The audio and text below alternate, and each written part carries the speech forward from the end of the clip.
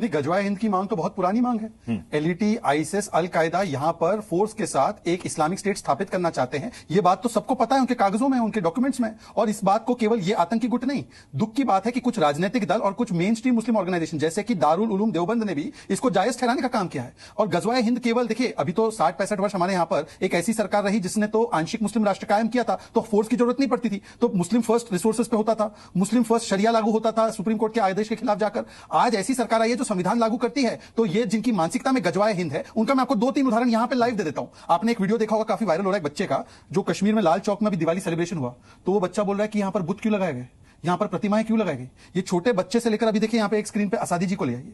असादी जी को बुत परस्ती तो छोड़ दो, असादी जी एक बार वंदे मातरम बोलना, ये असादी जी को मैं बोलूंगा जय पैलेस्टाइन बोलो तो एकदम चीख के ओ जय पैलेस्टाइन बोलेंगे। अब एक बार उनसे बोलिए कि एक बार बोल दो वंदे मातरम, या एक बार भारत। मुझे लगता है कि इसमें आपत्ति नहीं होनी चाहिए। 10 सेकंड में अपनी बात समाप्त कर दूं, उनसे लेना ये टेस्ट। भगवा हिंद तो यहां का नेचुरल डिफॉल्ट सेटिंग है। भगवा का मूल भाव क्या है? त्याग। गजवा हिंद का मूल भाव क्या है? जिहाद। गजवाए हिंद जो है वो विदेशी है, वो थोपी जा रही है। भगवाए हिंद तो यहां की मूल भावना है, तो भगवाए हिंद की तुलना गजवाए हिंद के साथ की ही नहीं जा सकती। हमारी नेचुरल डिफॉल्ट सेटिंग भगवाए हिंद है। पर मैं अब असादी जी से पूछना चाहता हूं, बोलिए एक बार वंदे मातरम। ये तो राष्ट्र का नारा है, ये भाजपा का नहीं। एक बार बोलिए वंदे मातरम। आप कह चुके, मुझे सुनेंगे? बोलो, खामोश रहिए। बोलो मौलाना। मैं बताता हूं आपको गजवा हिंद के मायने क्या है। आप पहले वंदे मातरम बोलेंगे? अरे इसको छोड़ो पहले। अरे वंदे मातरम छोड़ दो, बताओ पहले आप क्या है, क्यों आप गलत तशरीह कर रहे हैं जब आपको मालूम नहीं है गजवा हिंद किसको कहते हैं? बताइए आप किसको कहते हैं गजवा हिंद? इस्लामिक स्टेट कायम करना। नहीं, किसने कह दिया? हम हिंदुस्तान रहते हैं, हम हिंदुस्तानी है। बोलो संविधान फर्स्ट, शरिया नहीं। बोलो संविधान भी चलेगा, शरीयत भी चलेगी। अच्छा, भी लगा दिया। हिंदू निज़म चलेगा तो कानून भी चलेगा। अच्छा, वंदे मातरम बोलो मौलाना। भीगवा हिंद कह रहे हो, गजवा हिंद की जगह भगवा क्या? मौलाना एक अपने शब्दों को चयन ठीक से करो। मौलाना ये सब नहीं चलेगा तुम्हारे यहाँ पे। चलेगा आपका नहीं मौलाना, ध्यान से बात रखो। ये भिकवा क्या होता है? भगवा तुम्हारे तिरंगे का भी रंग है क्या? ये भिकवा है? वो भिकवा क्या है? वो भगवा कह रहा है, उसको आपको मालूम नहीं है भगवा किसको कहते हैं? तो भगवा मुझे पता है, मैं पहन कर आया हूं। एक बार बोलो वंदे मातरम बोलने को आपके मुंह से निकलता नहीं वंदे मातरम। लफ्ज़ जय हिंद है, वो नहीं है। लफ्ज़ जय हिंद है जब से भारत बना है संविधान में। अरे वंदे मातरम नेशनल सॉन्ग है क्या? पता नहीं इनको कुछ भी। नेशनल सॉन्ग है वंदे मातरम। क्या होता है? वंदे मातरम किसको कहते हैं?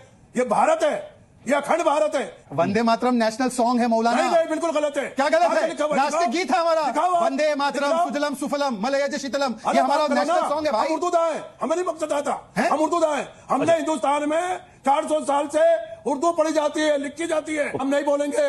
क्यों नहीं बोलेंगे? हमें अधिकार दिया गया जय हिंद कहने का। हिंदुस्तान जिंदाबाद। वंदे मातरम नई चीज है। वंदे मातरम नेहरू जी से भी पहले आई थी। नेहरू जी ने इनको नेशनल सॉन्ग बनाया। आपको मालूम नहीं है? शहजाद पूनावाला आपको मालूम नहीं है? पढ़ के आया करे किसी पार्टी के विचार। वंदे मातरम 2014 के बाद आया क्या? लाल किले के ऊपर जय हिंद कहा जाता है। 1947 से पहले वंदे मातरम बोला जाता था। जंग आजादी, पहली जंग आजादी के बाद ये सब नारे आए हैं।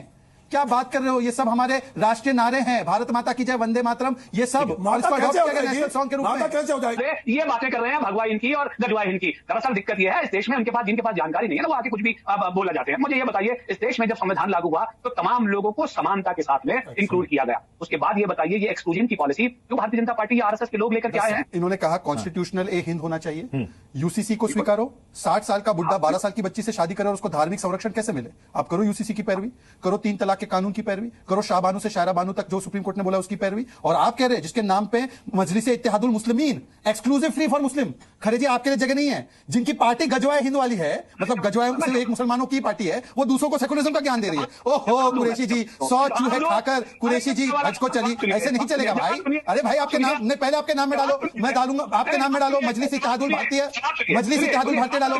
3 तलाक और यूसीसी और 12 साल की बच्ची का शादी होना चाहिए। बाहर निकलिए आप, आपको सुनना तो पड़ेगा। सत्ता में है तो विपक्ष की बात सुननी पड़ेगी। भागने से हम भाग नहीं देंगे। विपक्ष कोई और है। इस बात का फक्र है कि मैं ऑल इंडिया मजलिस इत्तेहादुल मुस्लिमीन का सिपाही हूँ। समझिए ये फर्क है। सिपाही नहीं, रज़ाकार बोलते हैं। पगारदार है, अंग्रेजों के रज़ाकार हैं। पगारदार मैं वफादार हूं, आप रजाकार हैं। वफादार रजाकार। कोई मस्जिद चुन लो जो इनको पसंद हो, क्योंकि मैं मक्का मदीना की तो बात नहीं करूं, वहां पे तो हिंदू जाना वर्जित है। कोई एक मस्जिद चुन लो और वहां पे बोलो कि हम यहां पर हनुमान चालीसा करवा देंगे। कोई उनकी जो चॉइस की मस्जिद। ये वन वे सेकुलरिज्म क्यों चले? महाकुंभ में तो इनको आना है। अच्छा जाओ, संत साधु तो आपको इनवाइट भी कर रहे हैं, आप जाओ, उनकी पद्धति फॉलो करो। नहीं, हिंदुओं ने ठेका ले रखा है। आजादी साहब ओपन चैलेंज दिया है शहजाद पूनावाला ने। कंपैरिजन नहीं करा था पृथ्वी पर। कैसे? कुंभ की जमीन पब्लिक जमीन है, कैसे कंपेयर कर सकते हैं? भी आपने देखा होगा दिवाली हुई तो दिवाली में सबने बोला दिवाली मुबारक। विवेक जी एक बार बोलो ईद की राम राम। नहीं भाई, ये इससे क्या मतलब है? नहीं मैं कुछ भी क्यों बोलूं ईद की राम राम? अब इसमें क्या प्रॉब्लम है भाई? ईद की राम राम बोल दो। आप शहजाद पूनावाला बोलो लाल सलाम। नहीं अरे लाल सलाम क्या, पीला सलाम, नहीं, देखिए। ग्रे सलाम, ब्लैक सलाम, सारे भगवा सलाम, अरे जब- सब सलाम ठीक है। हम फारसी के, संस्कृत के, हिंदी के शब्द मिलाकर उर्दू बनी है, तब जाकर ये 700 साल पहले उर्दू जबान बनी है। मतलब उर्दू का कुछ ओरिजिनल नहीं है, सब लिया हुआ माल अरे है। यार शहजाद पूनावाला, मतलब उर्दू भी वक्त की तरह है ना, सब borrow किया हुआ है, कुछ अपना शायद नहीं है। आपने पढ़े लिखे, अगर किसी गुरुकुल में पढ़े होते तो ये शब्दों का जो प्रयोग कर रहे हो, चलिए कम से कम आपको ज्ञान है तो मदरसे के बच्चों को गुरुकुल भेज दो। ऐसे पढ़कर आए आप।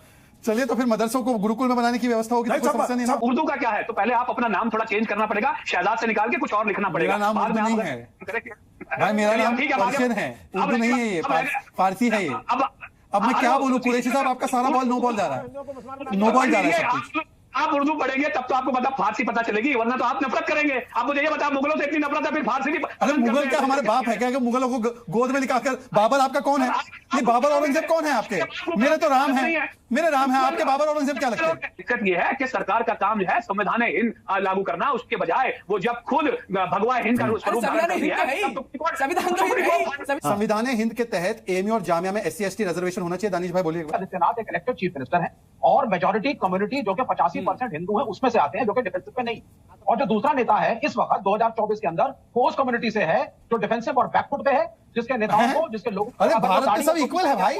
रोज ह्यूमिलिएट किया जाता है टीवी चैनलों और डिबेटों पे। उनको फोर्स किया जाता है कि तुम डिक्लेयर करो, नाम लो, अपनी मस्जिदों के बारे में बताओ। एक सेकंड, ओवैसी कोई माइनॉरिटी से नहीं है, ओवैसी सेकंड बिगेस्ट मेजॉरिटी से है। और शहजाद पूनावाला रोज करते हैं ये। अरे विवेक, मैं खुद उस कम्युनिटी से हूं, हम सेकंड बिगेस्ट मेजॉरिटी है। ये क्या है? हम सेकंड बिगेस्ट मेजॉरिटी है, हमको माइनॉरिटी क्यों बना रहे हो? सॉरी सर, सॉरी सॉरी क्या सॉरी? विवेक जी, आप मेरे मित्र हैं, आपसे एक छोटा सवाल। मैंने मौलाना से बोला वंदे मातरम बोलो, क्या वो टारगेटिंग थी मौलाना की? आप मुझसे बोलिए ना, वंदे मातरम बोलो, मैं भी अरे मौलाना कौन? मौलाना क्या पेरिस से है क्या? ये मौलाना कहां से है? हम हिंदुस्तानी हो, आप भारतीय, आपका कोई ताल्लुक नहीं हिंदुस्तान से। कमांड कायस यहाँ बैठा हूँ, मैं नहीं बोलूंगा वंदे मातरम, नहीं बोलूंगा वंदे मातरम। आप सबकी जमात ही एक है, आप सब जाके पाकिस्तान जिंदाबाद बोल के पैलेस्टाइन जिंदाबाद बोलो।